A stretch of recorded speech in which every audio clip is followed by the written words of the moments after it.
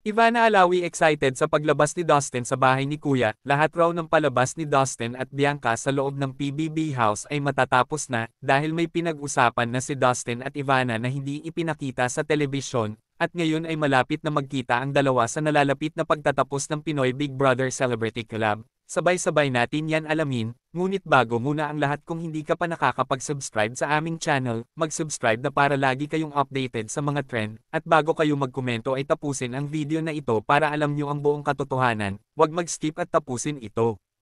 Ivana Alawi at Dustin for real.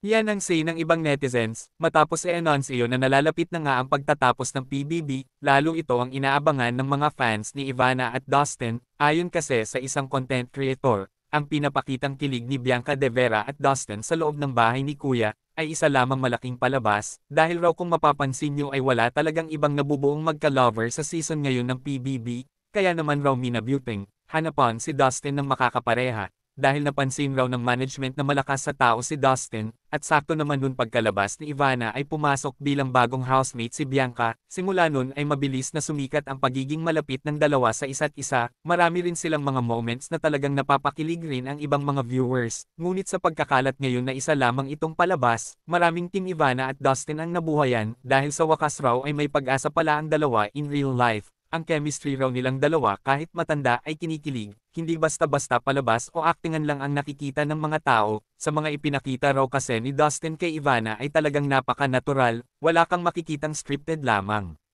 Ang mga ito ay nagmula lamang sa nakalap naming balita mula sa isang content creator at mga opinyon ng mga netizens, ngunit sa aming sariling pananaliksik, sinubukan naming kuhanan ng statement si Ivana para patunayan kung ano nga ba ang totoo sa likod ng mga balitang ito, ngunit wala namang opinyon si Ivana tungkol dito. Abangan na lang natin ang paglabas ni Dustin, at makikita naman natin na muling magkakasama si Dustin at Ivana dahil nangako ito sa bayan na magko-collab silang dalawa.